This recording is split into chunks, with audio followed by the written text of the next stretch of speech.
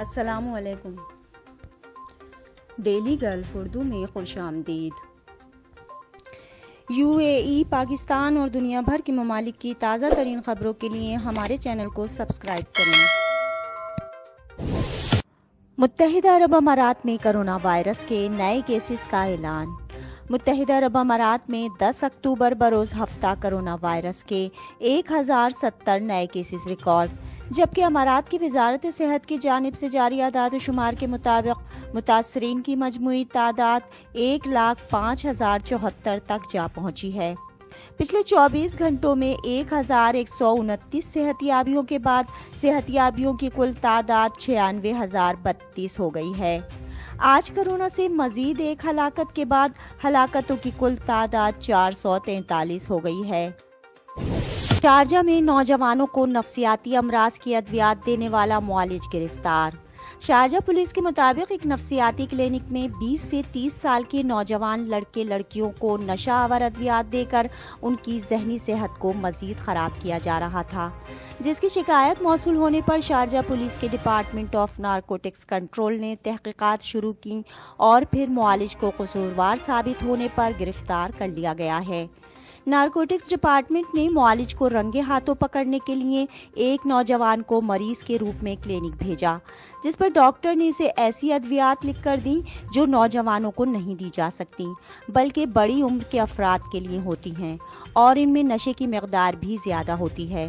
Doctor کی جانب سے غلط ادویات تشخیص کرنے کی تصدیق ہونے کے بعد نارکوٹکس ڈپارٹمنٹ نے کلینک پر چھاپہ مار کر ڈاکٹر کو گرفتار کر لیا۔ پاکستان میں ٹک ٹاک پر پابندی عائد کر دی گئی۔ پاکستان ٹیلی کمیونیکیشن اتھارٹی PTA نے بالآخر شارٹ ویڈیو شیئرنگ ایپلیکیشن ٹک ٹاک کو نامناسب مواد نہ ہٹائے جانے پر ملک میں بند کر دیا۔ PTA کی جانب سے جاری بیان کے مطابق ٹک ٹاک دی گئی مدت کے دوران ایپلیکیشن سے نامناسب اور متنازع مواد کو ہٹانے میں ناکام رہا، جس کی وجہ سے ٹک ٹاک کو ملک میں بند کیا جا رہا ہے۔ چینی ایپلیکیشن کی انتظامیہ کو بار بار متنازع اور نامناسب مواد ہٹانے کے لیے ہدایات جاری کی گئیں، تاہم ایپ انتظامیہ ایسا کرنے میں ناکام رہی۔ ڈان نیوز کے مطابق متنازع اور نامناسب مواد کو نہ ہٹائے جانے کی وجہ سے ہی ٹک ٹاک پر 9 اکتوبر سے پابندی عائد کر دی گئی۔ شارجہ ایئرپورٹ پر مہنگی گھڑی کھو دینے والی خاتون کو زبردست سرپرائز مل گیا۔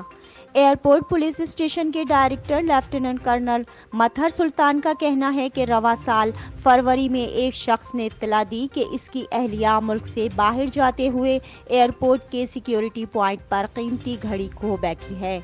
پولیس نے اطلاع ملنے کے بعد قانون کے مطابق کارروائی کی۔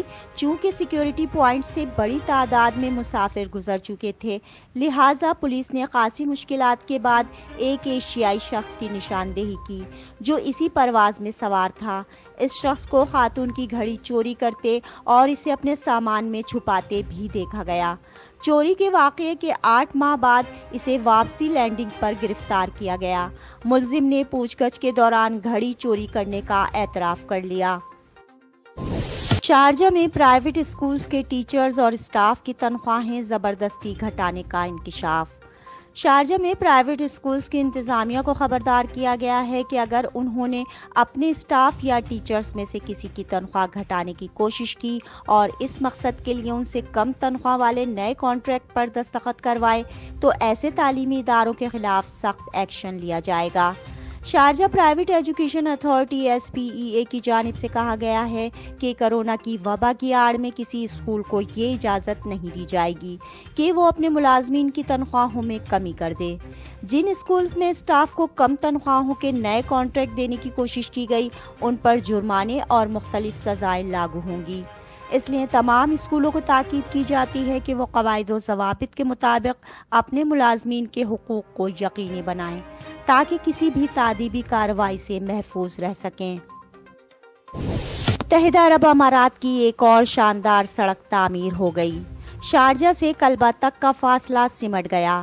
شارجہ کے حکمران ڈاکٹر شیخ سلطان بن محمد القاسمی نے گزشتہ روز کلبہ روڈ کا افتتاح کر دیا۔ اس نئے روٹ کی تعمیر کے بعد اب شارجہ سے کلبہ کا فاصلہ صرف 60 منٹ میں طے ہو سکے گا، جبکہ ماضی میں یہ فاصلہ 90 منٹ میں طے کیا جاتا تھا۔ ڈاکٹر شیخ القاسمی نے اس موقع پر کلبہ میں مختلف ترقیاتی اور تفریحی منصوبوں کا بھی جائزہ لیا۔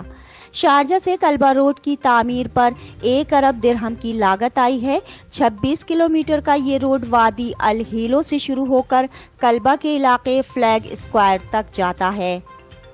اب تک کے لیے اتنا ہی، اگلے بلیٹن تک کے لیے خدا حافظ۔